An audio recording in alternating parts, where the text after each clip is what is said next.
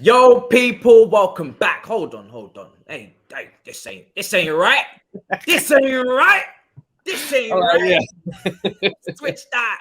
I'm the away side. I know I'm on my channel, but I'm not at home. Yeah, I'm not comfortable because these aren't my ends. Welcome back to the YouTube channel. Big up your damn selves in a building, and you already know who it is. You already know who's joining us. It's Fuad. You see him everywhere. Stoppage, DR. Do you know what I'm saying? Big Six. You see him lingering on the TL as well. You know what I'm saying? Kante heat map. You know what I'm saying? I'm learning from yours. Man is covering every single blade of grass. No stone is left unturned. Before we get into this opposition preview, bro, how are you doing? Pleasure. Good, man. Good, bro. I've been the last day or two. I've had it off. You know what I mean? A little bit of feet up time. Watch a bit of European football. Last couple of days has been mad European football as well. I can't even lie. Some crazy results. So been enjoying that. But you know what I mean? Now it's back to business. Back to London derbies. You know what I'm saying? That's what we're here to get into. You know what I'm saying? Yeah, Europe, man. You know what I mean? It's like, you know, catching a little flight. Couple days Madrid. We had nice Monaco as well. A little something for us versus Leverkusen. You know, Man United, Barca, and now we're coming back home, and it's the trenches, and it's, you know, you see your school friends, and they're doing things that they shouldn't be doing around the corner, and you know, buying bags, you know, the wrong bags. Yeah. I'm telling you, it's like Premier League. The thing is with Spurs, and I'm sure as Chelsea as well, it's just like you don't know what you're gonna get. No. Week to week, literally. So it's where normally you're kind of looking forward to the weekends, you're looking forward to, I don't know, away day, home game, whatever. Because you're thinking, yeah, I'm going to see this guy, I'm going to see that guy, I'm going to see my team, I'm going to see my gaffer. You don't know what your gaffer situation's like. I don't know what my gaffer situation's like. You have your favorites in the squad, but they ain't performing up to expectations. Yo, shake my hand. Shake my hand, bro. Shake my hand. The last fixture. You know.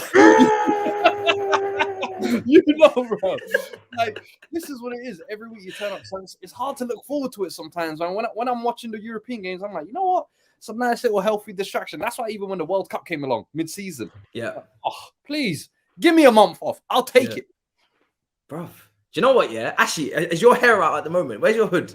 Because you know when Romero pulled out Cucurella's hair. Let me pull you, bro. Give me one of them locks, bro. Hey, what side of this? Bro, this fixture had so much energy.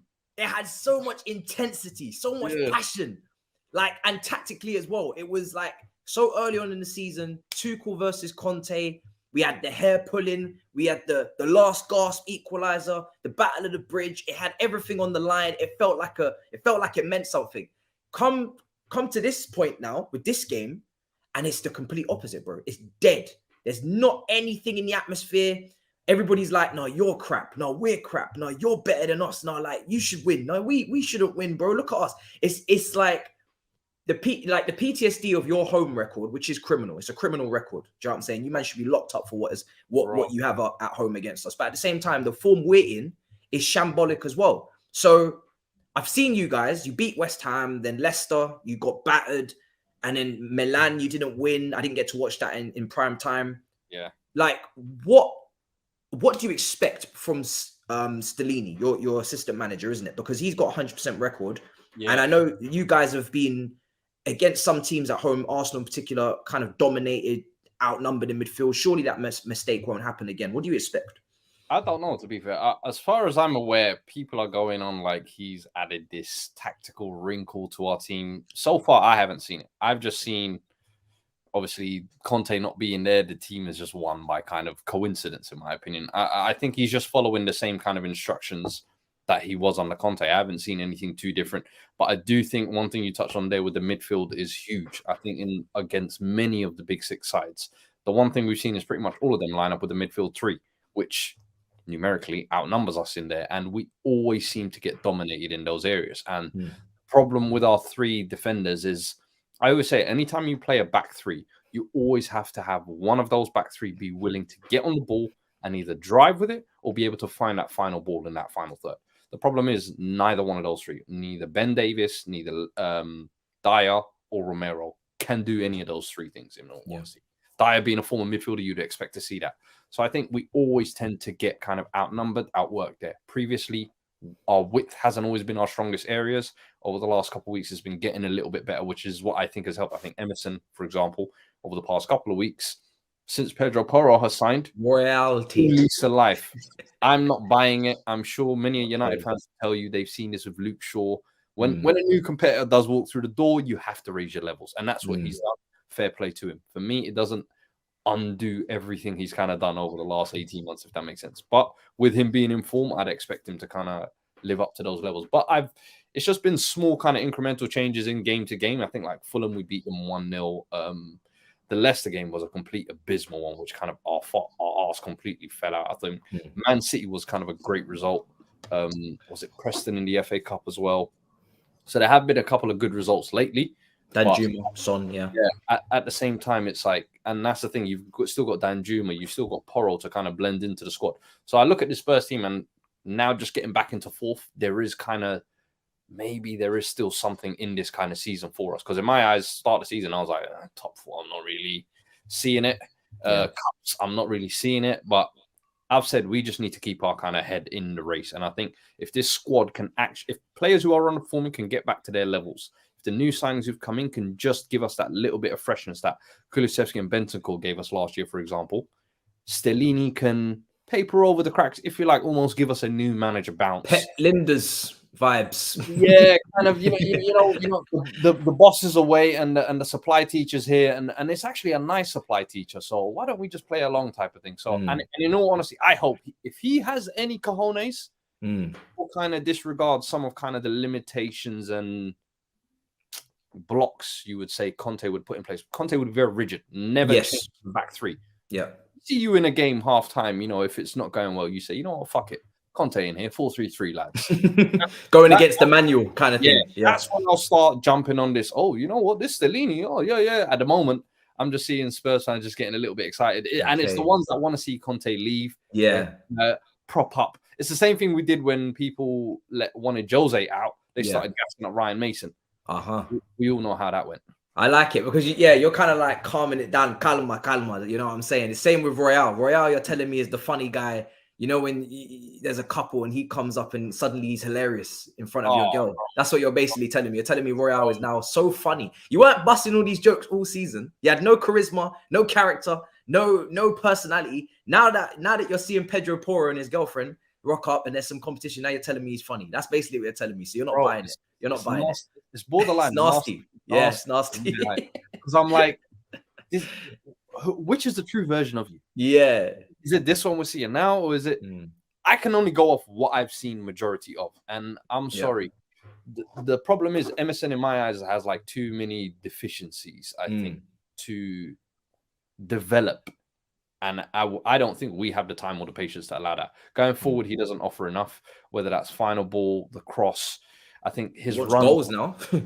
Yeah, I mean, he's popped up 1 or 2 goals, but I don't know how long that's going to last. But even like the angling of his runs, I don't think are great. He doesn't offer many kind of... Nowadays, you see a lot of fullbacks offer the inverted run because they can kind of give you that left-footed option.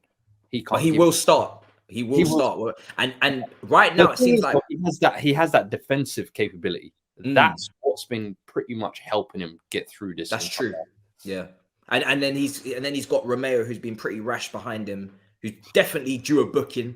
You know what I'm saying? I wouldn't promote gambling, but if I did, actually I have before. But if I do, do it responsibly. This guy will get booked in this game, guarantee. He'll be coming back off the Man City red card he got, bro. And if there's one thing I've seen, the Arsenal game, he got cooked. The City game, to be fair, he weren't playing too badly in that one. But in almost every game this season, he is overzealous, overly aggressive, and it's like I've said this season, I don't think really and truly outside of the World Cup he's really performed that well for us, in my opinion. I think he's gone in a lot of big games. I think there've even been some of the games against the smaller sides where I felt like he was kind of almost targeted, and it might be because I think Dyer next to him doesn't give him the greatest of cover. He's got Emerson on the other side of him, he's got Lloris behind him, so he's not exactly surrounded by quality, if you like. But at the same time, I look at what he's doing amongst that as well. And where last year in the second half of the season, you could look at him and see he was a cut above the rest and say, that's the one we need to build the foundations around. This season, it's almost like they are sucking him into the mud with them, if that makes sense. And I'm like, bro, you're getting caught way too many times out of position. You're far too much chasing the ball almost rather than holding your position. Very rash. He's like Koulibaly, kind of is at the moment for us. Facts. Yeah. I think every team has that. Lisandro Martinez at United, I can think of. And that profile of defender needed. Is my favorite type, bro. Okay, that's what I was when I played. Like, pacey. Is this when the hair was short? No. Short. All business. None of this hair color, black boots. Because I saw you. You're keeping the female demographic up for stoppage. I know what you're doing. Yeah, I heard. Now you know what I mean. I gotta get views and everything. Yeah. I got an audience to keep happy. Yeah. But I'm telling you, those are my favorite type of defenders, and I just feel like Davinson Sanchez. I'll be honest with you. When he first came, I thought he was of that similar mold. But what he did was he went too far. Almost aggressive and bozo, and that's where the bozo comes. And you had Rudiger as well, I remember. Yeah, and he was moving bozo as well. Yeah, moving bozo. But what happens when you get just the right reign and control on those types of players? Yeah, world class. You see Nemanja Vidic, you see Rudiger that last year or two. You see him at Real Madrid now. Like the levels go up, and I want Romero to get back to those levels because that's the type of defender we signed and what he can be. But over the last kind of this season. It's not been great, to be honest, man. I've been running almost fake PR on Twitter, and people have been, still keeping the stocks high. But I'm like, bro, these stocks are plummeting, man. You're basically doing an Elon Musk, and you're pushing up stocks that you don't believe in. Dogecoin, pump and dump, baby, pump and dump. Because you're carrying a lot of stock. Okay, so you're just trying to sell soon. Okay. I was one of the biggest proponents of sign Romero. Like sometimes it's like Badia Shield. If Badia Shield, I would have been like, hey, I warned you, man, about this Donny 2 years ago. I was telling man about Romero. You were saying you wanted Ten Hag as well, and look how well he's doing at Man United. Bro, it's crazy, man. You know what? Yeah, Football Manager needs to be a real methodology of success in the real world, because I know a lot of these gems you're finding on Football Manager in your save game, and now you're bringing them to real life, and it's working. Here's what I'll say. Some of it is Football Manager, but some of it, bro, BT Sport 3, BT Sport 2. I'm like, bro, today's what, Friday, right? Yeah. I guarantee you there's some Bundesliga game on. There's some but man, them will act like it's not on TV. Yeah, it's true. When I'm at home, bored as fuck, and I need some background noise in the TV, do you know what I do? I don't put YouTube on it. I just put on any nonsense game. Mainz versus and then guess what? Mönchengladbach, yeah. There you go. Today, that's the one today. Back there, you see, I would be watching that right now. Do you know why? There's a left centre back called Remy Ben Saibni, and he's available on a free in the summer. Algerian left centre back, quality little player I've been hearing. I was like, you know what? This might be the kind of game where I get to see the full 90 minutes and watch it up close. That's what I would do. But most people would just be like, nah, I'll wait till someone drops a comp on my timeline. Oh yeah, Jason really should have had you hosting the European show. Bro, this is mad. Bro, you see me. I posted a picture today, bro. Like in 03, 04, I was rocking Juve kits, watching. I saw that. Yeah. Like, this ain't something I started doing when BT come out. I was watching Euro goals way back, bro. I'm telling you, man. I live, breathe, eat this shit. I'm telling you. I hear it, 100%. So we've spoken about your centre back situation, because that is your leading centre back. Last game, I think Davis played left wing back. And then Leng, I call him Leng. Do you know what I'm saying? He came in at left side centre back. I'm guessing Davis will go back and Perisic comes in. Would you say right now Perisic is your weakest wing back? Especially maybe defensively. Yeah, form-wise, I think defensively, he's definitely showing the downside of when we signed him, the fears of downside. So when we signed him initially, it was, he's experienced, he's a winner, he's one of Conte's guys, he can play the wing-back role, he's an international, so many positives. But then the downside was, he's 34, he's on his last legs, and he could get exposed at some point. And I'm looking at Madueke. And literally, you're looking at that right now. And I'm not joking with you. If there's one thing Chelsea have, Madueke, Mudryk, Sterling, these men got legs. They are going to work those hamstrings. And one thing over the last 2 months, Perisic has been getting worked by the most basic wingers in the Premier League. So I'm like, yo, this is kind of the downside of exactly why we can't make Perisic a long option. And I'm looking forward to Destiny arriving in the summer. Yeah. But this is where also having a left centre back who can cover that is important as well. I think Ben Davis, he's just a steady Eddie, like a standard 7 out of 10 every week. He doesn't light up the room. No. Problem is, we need a Gvardiol type player in there. That is, if you have like a Gvardiol there, in my opinion, you can. Perisic's defensive stuff gets completely covered off. But the problem is you got to remember Perisic is also a winger that has been converted to a wing back. So I'm never expecting defensively for him to be the strongest. But is he the weakest out of the 4 options now? No. Sesame is. You think we forgot about my man? Okay. Yeah, forgot about. I did forget about my man. Yeah. Please. You can't trick me. Don't go anywhere. Yeah. So, wow, that brother's fall from grace. Because I remember at Fulham when he was ripping it up and doing big things in the Championship. But again, it feels like maybe a winger converted. I'm not sure because he was getting goals, so he had a bit of a spring of it in his step. I got a big. I got. Bring Reguilon back and his beautiful wife. Nah, brother.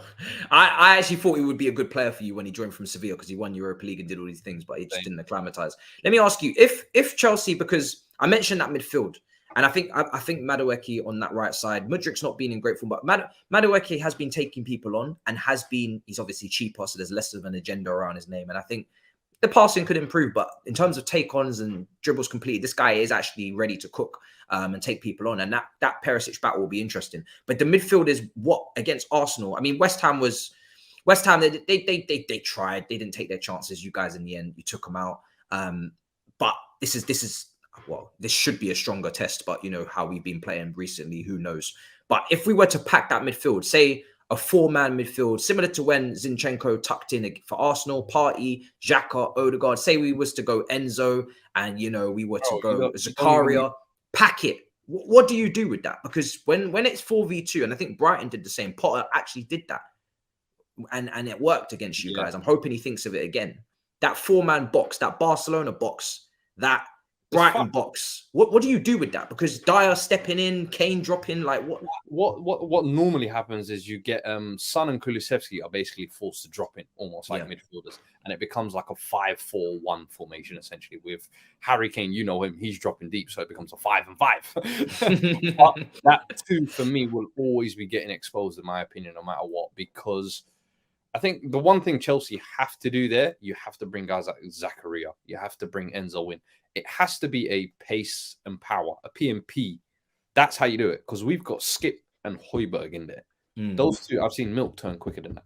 So if Chelsea are going to absolutely dominate that midfield, you don't even need to go 4. You just need to go 3 very heavy runners, if that makes sense. Almost like what Liverpool kind of used to be. But in all honesty, how are we going to counteract that? I don't know. For me, I think the one thing I've seen us against Chelsea, it's never pretty, bro. I remember last year there was a January period in Conte's peak where we met you lot, and then it was 3 times 3 slaps, and it was like the B team, the A team, the B team mixed with the A team. It was no matter who played. I saw Saul getting man of the match awards. I saw Malang Sarr putting in virtuoso performances. I said, brother, what the fuck is going on here? And this was Kulusevski, Bentancur, Conte, Bounce, all fresh in our lungs. Ziyech played wing back in one of those. And I saw earlier this season 2-2. The last 3 home games I think we played against you have all been defeats. I think the last time we played was 2018. Wow. So it's never been pretty against Chelsea, if that makes sense. I don't know. It's almost like a mental hurdle. But this is the best chance you're going to get. For me, this is the best chance we're going to get. And I feel like the biggest reliance we're going to have our front line. That I know we'll probably touch on that and go into that detail a little bit. But that for us is what everything hangs on. And I've said our season, since the start of the season, I said that's what it hangs on. Last year, I said that's what it hangs on. Because if that front 3 is firing, arguably one of the best front 3s in the league. But if that front 3 falls off, good luck. Because that defense is being held by sellotape and plasters. Blue tack. The wing backs trick me every 2-3 games, basically, which version of them wants to turn up, whether that's Perisic, the old man, Emerson, the disabled, or the midfield, basically, which is vacant. And I'm like, bro. So for me, everything hangs on that front 3. And Kulusevski, since he's come back from injury, miles off it. For weeks. Don't know who that ginger guy is over there. Son, number 7, please. I feel like Kulusevski's a guarantee to start because he's coming back from a big injury, and that's where a lot of your creativity comes from outside Kane, and you don't really have anybody else over there. And I saw Gil against Palace, and that was it. I didn't see him again. And he's gone back to Sevilla. Yeah, exactly. He's been back to España, back to Hola Amigos, and tapas. So Kane is a non-topic because that guy is just that guy. He is him. And it's funny because your best players are in your attack. Our best players and our best performers right now is the defense. We're keeping clean sheets. And then the worst is your defense and the individual bozo mistakes and the hologram in goal in Foster. And then ours is we can't shoot, we can't attack. So the teams actually match up quite hilariously in a funny way. They do. And I don't know if it's a 0-0 or 4-4. Do you know what I'm saying? But the left forward, whether it's Son, Richarlison, or Dan Juma, who scored against Preston, hasn't been seen since. Son seems to score more goals off the bench than when he starts. Statistically, I think that's factual. And Richarlison hasn't scored yet, but maybe he hasn't had enough minutes. I don't know what you make of him. Who would you go with, and who do you think will start? Who would you go with? And I think more than likely, Son will probably start. I think even Stellini last game, people were like, "Oh, Son's finally been dropped for Richarlison," but Stellini came out and confirmed that it was kind of more of a fitness thing rather than Richarlison earning his stripes. I think people know my thoughts on Richarlison. If you haven't followed me on Twitter, go and do that right now. Those that followed me in the summer knew him and Jed Spence were kind of the turning point for me in saying that this went from a promising window to, oh no, we've completely fucked this one up, because it's 60 million on a backup, essentially, is what I saw. He was never going to displace Son, Kane, or Kulusevski. And I think people look at the one that plays for Brazil and think we're going to get that. But in Brazil, he's got every piece in the team set out to the point where he just has to sit in the box. Just in the box striker, yeah. Chance creation is all sorted. Whereas at Everton, you were kind of like the main goal getter. And guess what? 40 games a season, you were getting 13 goals a season. So I was never really too high on him. Then obviously I bumped into him in my Rolex store. I was like, hey, fancy bumping into you, eh? Okay. First couple of games started well. I thought, you know what? Maybe I think against Fulham, I remember he came on, really played well. And in Marseille, he got us a couple of winners. Debut. I thought, okay, maybe there's something here. But it just hasn't really, mind you, partly I think there's been two issues why it hasn't really worked for Richarlison. I think mainly injuries has been one factor. So it's pre and after World Cup, to be fair. But then also we've played him massively out of position. I think the entire first half of the season we played him on the right wing. On the right, yeah. That's just unfair. That's not fair. I've seen him at right wing back coming on sometimes, actually. The guy's not a right winger. He can't beat a man 1v1. He's not a great crosser of the ball. He's not a final ball player, if that makes sense. So it just doesn't make sense. Left wing is where I think he's naturally best, and he probably should have been getting minutes with Son. But Son is kind of like that undisputed starter. And then with his injury record, he hasn't been able to kind of crack that either. So I think that's been a twofold. I think people are now overcooking how bad he is, if you like, because they're seeing, he's got 0 goals. But there is actually context to it in my eyes. I don't think he will ever become like the regular starter. I would actually like to see Dan Juma be the starter. I think he's probably got the most technical ability. Probably could be the spark. Give something different to the team, isn't it? Yeah. And the thing is I feel like he's coming in with a point to prove. Previous manager didn't want him. You're coming back to the Premier League where previously it maybe didn't work out for you. You could potentially get yourself a permanent move in the summer to Tottenham while helping us qualify for Champions League, similar like Kulusevski did last year. And Bentancur, yeah. So I'm like, that is the reason why I would kind of shoehorn him in, if that makes sense, and tell Son, look, we're going to give you a little bit of a break, mental rest, if you like. Richarlison, him and Dan Juma are the ones who I would be kind of sticking through there. Yeah. Okay. It's an interesting one because, like you said, when you bring in players on loan, there is a potential for a permanent. So surprising maybe not to see him a little bit more. I don't know what his role was told to him. Maybe he's been lied to. Fugazi. Stories have been told. I don't know. Because he rejected Everton. So, yeah. When me and Thabz did a stream, we even said it like, we'll take it. But I don't know where he kind of fits in. But then we saw Brian Gill go out the door. And I was like, if he's going to be the 5th winger in the squad, I guess, okay, because you've got Kulusevski, Kane, Kulusevski, Son, Richarlison, and now Dan Juma. I was like, okay, so he's going to be 5th or 4th in the pecking order, I guess, or whatever. But if that's the role he kind of knew he was coming for, I guess he knows what he signed up for. Do you know what I mean? 100%. It's going to be an interesting game. You guys, I mean, like we said, it could be a 4-4 or a 0-0. Do you know what I mean? No one knows what's going to happen. Both teams got big weaknesses. Both teams don't play the best. I think we've shown little glimpses, half an hour against West Ham, 15 minutes against Dortmund or whatever. But at the end of the day, it's not consistent over 90 minutes. We're in the pits of hell right now after the 1-0 defeat against Southampton. It doesn't get any worse than that. We know the Potter and all that stuff. He's coming up against now an assistant manager. Do you know what I mean? After a managerless Southampton. So it ain't easy. Do you know what I mean? Because apparently the last guy prepared really well. So hopefully Stellini hasn't prepared too well. Do you know what I mean? Because apparently two clubs without a manager. Yo, yeah, you need to walk out the door, man. Potter's got to go, man. Really? For even you? Me, I'm watching from the outside looking in, man. Look, I'm never. Anyone who knows me, I've never really been an out kind of guy. Like on any of my managers, I don't think. I've always been like, nah, let's ride this till the wheels fall off. Whether it's Jose, whether it's Conte, whether it's Poch, only Nuno actually. Let me not lie. Yeah. There comes a point when with Nuno as well. Even there comes a point when like untenable. It's untenable for me. With Nuno, it's like when we lost all 3 London derbies, and when I say London derbies, I'm talking Palace, West Ham, and Arsenal. like the big ones, you know. Yeah. Bro, we're actually getting disrespected all around our city. We're not safe in our own ends. What the hell? Same to us. We lost to Fulham. Yeah. And I'm seeing him today, like coming into a press conference. Hey guys, just had a crisis meeting. And they think he's joking, but he's not. Look at his face. He really did have a meeting. I don't know when he it really was. did have a crisis meeting where he just blagged his job, basically. And I'm like, I don't know, man.